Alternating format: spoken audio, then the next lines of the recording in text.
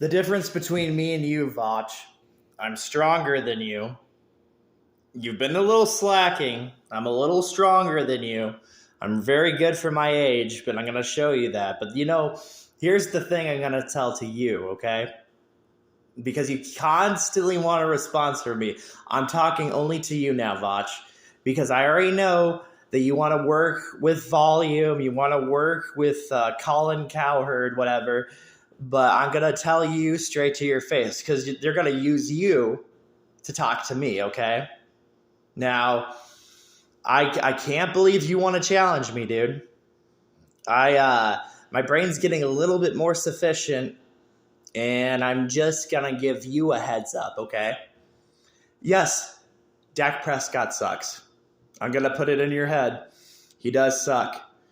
And I don't know what I have to do to tell you that he sucks, but I'll give you some hints, okay? First of all, when he twisted his leg, one of my friends who's an athlete, okay? This is not being biased towards you, voch. This is just telling you what you don't know, okay? When he twisted his knee, yes, okay, he has inspiration to learn from that, okay? Sure. Everybody has inspiration to learn from their mistakes, okay? A long time ago. Now, many people don't pay attention to wrestling, okay? But us wrestlers, we're tougher than you football players. You played football, voch. That's why you've been slacking. That's why you haven't been doing it. And I'm talking shit to you. I don't give a shit about who you are. I don't. I just don't give a shit, dude. Let me tell you something, okay? So I knew my friend had not known how to use his own knee. So what do you think I did? I beat the crap out of him. That is 100% the truth. That's just what happens. So when an athlete is not doing what they need to do adequately, see what I'm saying? What they need to do, what they actually need to do in life. They will make a common sense. They have bad reflexes. You have to have good reflexes, voch. If you do not have good reflexes, it's not going to matter. The only way that you're going to be a good athlete, the time when I was a good athlete, okay?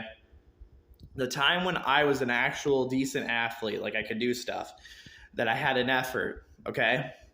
I was able to do a lot of push-ups. I was able to bench press a ton. I was just on a good, steady little pace. And I always want to go back to that. That's clear. I'm getting closer to it. And you guys will slowly see that I'm getting closer to it. It just takes a minute. But, I'll show you already. You can see it. Just look at my forehead up here. That is a clear sign that I'm working, that I'm actually working my ass off. But what I need to show you, okay, is this. I'm gonna teach you how to become a better Dallas Cowboys fan, voch. I know you don't believe me, but I'm gonna tell you, this guy likes to use spells. You like to use a spell of me talking about Dak Prescott, okay? What I mean by spells, I don't mean no conspiracy theories or that. I mean that you want me just to talk about Dak Prescott, to inspire him, okay? But let me tell you something, okay? What do you see when you see my face, voch? Don't you see a little bit of Dak Prescott? You see a white guy that looks like Dak Prescott. Okay, so let me try and give you a heads up where my head's at, where my status is. Do I have potential to be a very good athlete? Simple answer is yes, I do. Adequately, though, right now where I'm at, I'm going to tell you truthfully, I could be a lot better than this. I can't. I gulp because I'm telling you actual truth. That if I were to sit down and talk to you about, and the reason I'm telling you this too is, okay, so you want to acknowledge the Eagles. Okay, you want to acknowledge the Eagles. You're going to acknowledge my Lions. I'm going to make sure you acknowledge my Lions. Whether it takes me a lot of energy, I'll make sure you acknowledge the Detroit Lions. But, that's why, I just don't get you. Okay, so yes, the Eagles are going to bring some pressure on you. Trust me, I know that sucks to hear, but they are going to bring pressure on you. It's going to be some odd pressure too, because Jim Schwartz has just moved everywhere, but it's not like they don't have Jim Schwartz customs. And one of the things I have to say is out of all coaches that the Detroit Lions had, Jim Schwartz was one I never wanted to go.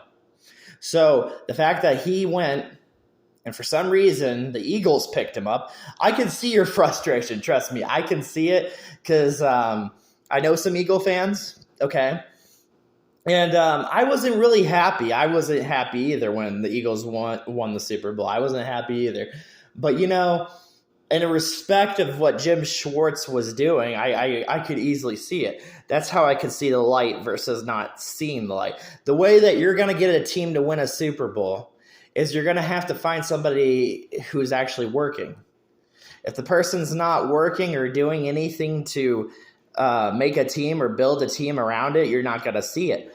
The reason I'm seeing Jared Goff, the reason I'm seeing different things is I'm not seeing with my old eyes. My old eyes would just be like, oh no, Matthew Stafford, he's going to find a way to access what he is. That was my old eyes. Sometimes I make mistakes. And that's probably the thing of being a man is accepting that you're not going to be right all the time. But on some of the tangents that you can get right, that's what you're going to learn from. Quarterback-wise, what made me study quarterbacks a little bit better, because I know you want to know that. Okay, what makes me study a quarterback just a little bit better, is that when they show a certain pattern over and over again, if they show me a pattern, it just sucks that his pattern was like that too. I'm telling you, as soon as you twist your knee, I have a knee down here, I have a knee and it twisted. I was still able to wrestle on it because I'm a tough guy. Okay, I'm a tough guy. I can wrestle on it. It's been one of my unknown things. I don't brag about it. It's just like a thing that happened for me, and I got this knee injury. It's because I had relationships and stuff, and I did that. But yeah, basically it's a whole battle. The whole battle is if he wants to exceed that, if Dak Prescott, because Dak Prescott's going to listen to this too. There's a chance that Dak Prescott listens to this. If he wants to, he's going to have to go beyond potential, and that's really hard to do. Once you get a knee injury, once you get any form of leg pain, everything becomes a constant battle. That's why, my eyes, if people ever wonder why my eyes look like this, it's because I'm doing smart stuff. Your eyes are not going to look normal when you're doing actual work. It's not going to look like if your eyes are looking like something else, it's because you're not doing anything. So, in Dak Prescott, I've seen his eyes. His eyes do look also like mine. But here's the difference between my eyes and his eyes, okay? All right, and this is just crazy. We're different people, okay? Me and him are different people. Our names, the history, the times of periods in life that me and him have had. But what makes me different from him is you're probably wondering why my chin's like this. I was a defensive tackle, man. I was not no little scrawny wide receiver. I could kill everybody on my team, dude, Voch. I could kill everybody on my team. I know I could. I just I lost the pattern. I lost the pattern because when I was doing wrestling, okay, wrestling is very grueling. Wrestling does not care about you. Everybody's really competitive in wrestling because guess what? There's a loophole. You get good at wrestling, you get to do easy stuff in MMA. There's a loophole. You become a good wrestler. College wrestling is the toughest sport. It is by far the toughest sport. Football will never compare. It will never compare. College wrestling is scary. I hate college wrestling, dude. I don't hate it. I love it, but I hate the idea of going and doing college wrestling. If you don't believe in college wrestling, you're never going to really get anywhere. Pro wrestling, to get to a pro wrestling standard, to put work and effort and become a professional athlete. And this is motivation to anybody that's listening.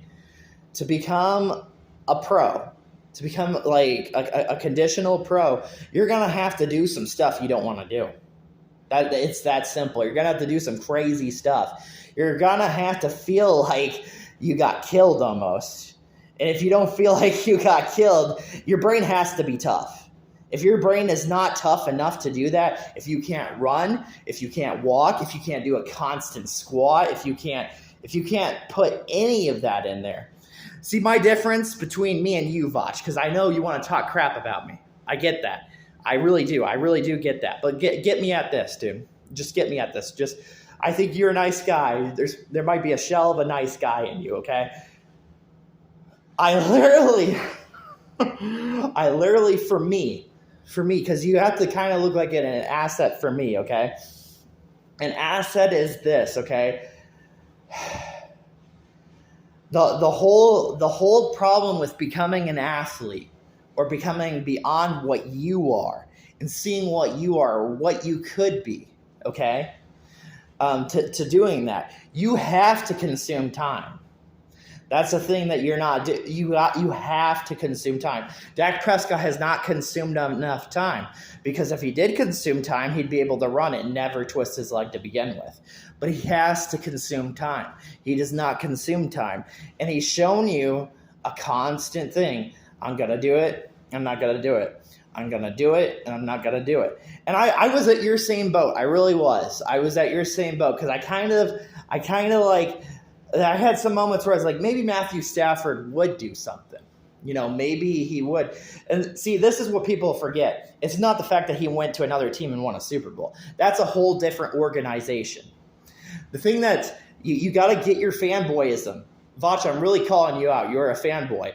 Because every single time, like it sucks, man.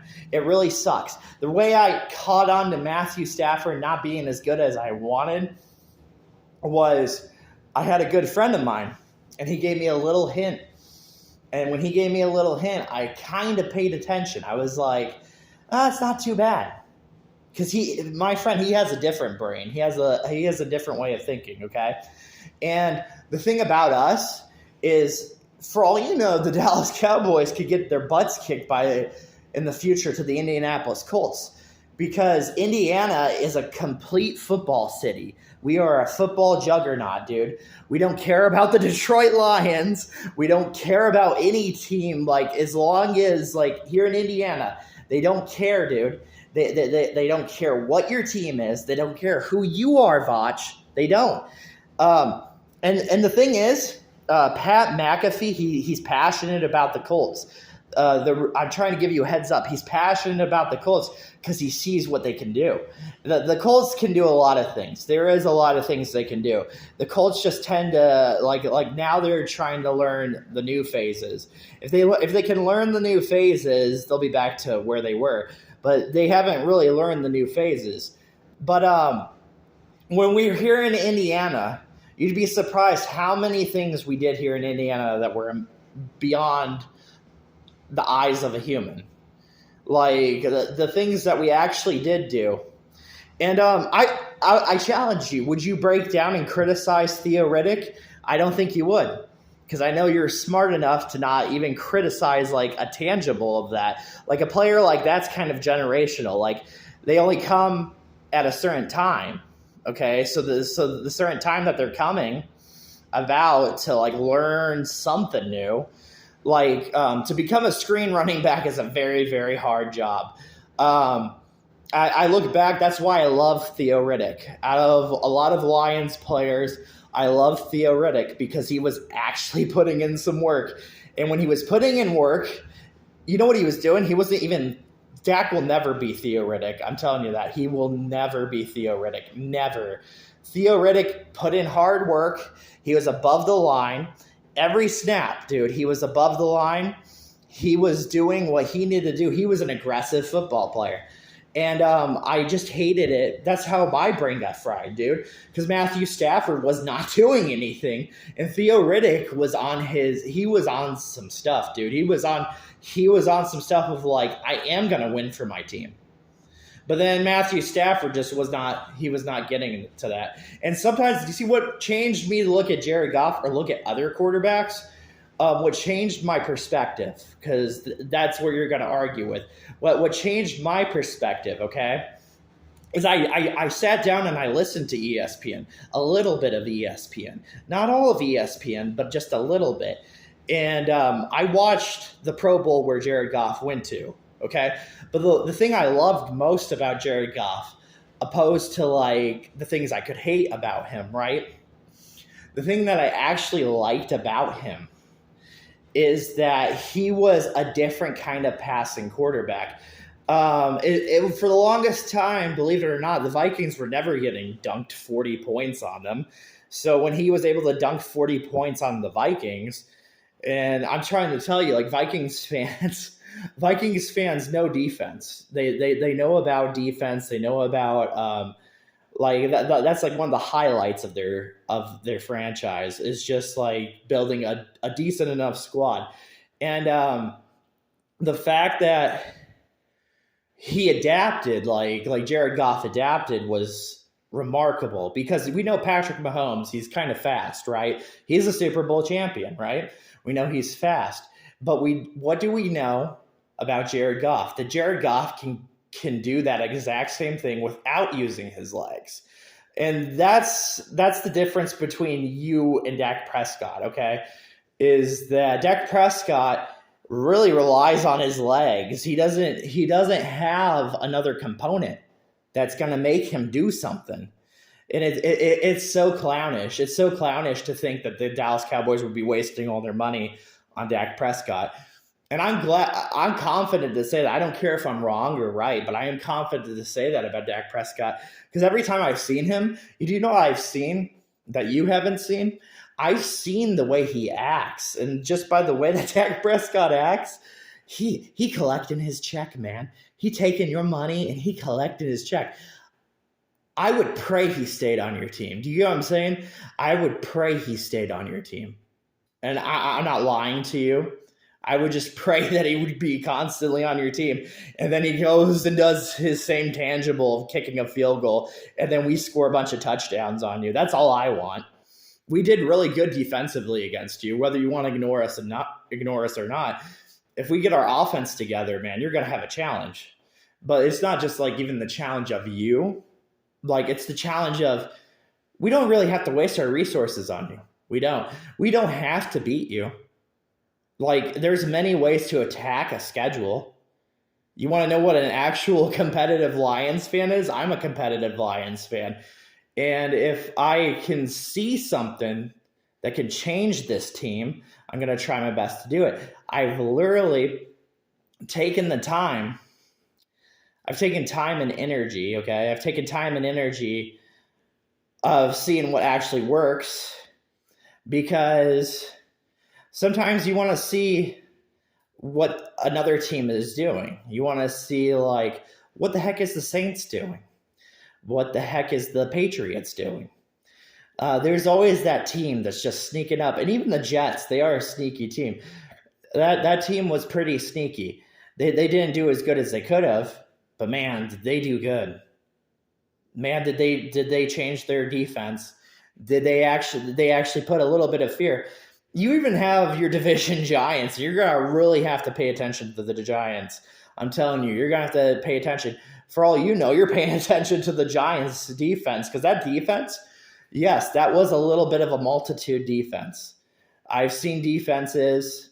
I really have. I've seen defenses. We know the Giants can win Super Bowls.